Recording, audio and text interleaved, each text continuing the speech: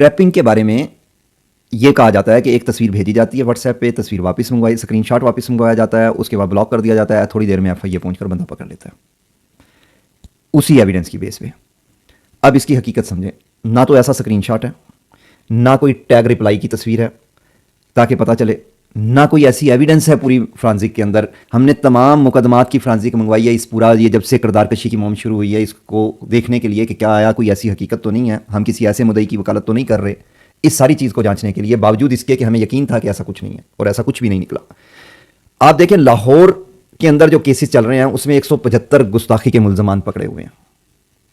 اس 175 میں سے مختلف ایپلیکیشنز پر 149 لوگ کام کر رہے ہیں، تو لہذا وہاں تو ٹریپنگ نہیں ہے، وہاں تو مختلف 3 4 ایپلیکیشنز ہیں۔ ایک ایپلیکیشن پہ ٹریپ کیا تو دوسری ایپلیکیشن پہ وہ کس لیے کر رہا تھا بلاسفیمی۔ 26 لوگ ایسے ہیں جو صرف واٹس ایپ کے تھے، کیونکہ ان کا واٹس ایپ کا تھا، ہم نے اسی لیے واٹس ایپ کو دیکھا۔ 26 میں سے جو لوگ 25 افراد ایسے ہیں جو گروپ کریٹر ہیں، مٹیریل کریٹر ہیں، اور ملٹیپل گروپس اور ملٹیپل لوگوں کو بلاسفیمی بھیج رہے ہیں۔ ایک نے ٹریپ کرنا تھا نا، بقیہ کو کس لیے بھیج رہے ہیں؟ تو یہ گروپ، یہ ٹریپنگ تو نہ ہوئی۔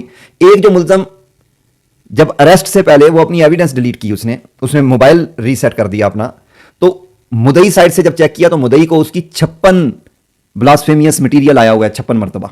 یہ ٹریپنگ ہے، اس کو ٹریپنگ کہتے ہیں۔ ہم اسلام آباد کے کیسز سارے ہم نے عدالتوں سے نکلوائے، تمام وکلا سے لیے، تو اسلام آباد میں 90 ملزم پکڑے گئے جو توہین رسالت کے ملزم ہیں۔ یہ لاہور کے جو ملزم بتائے جا رہے ہیں، ان میں ایک ملزم کو عدالت سزائے موت دے چکی ہے، وہ ابھی بھی ٹریپنگ کہہ رہے ہیں۔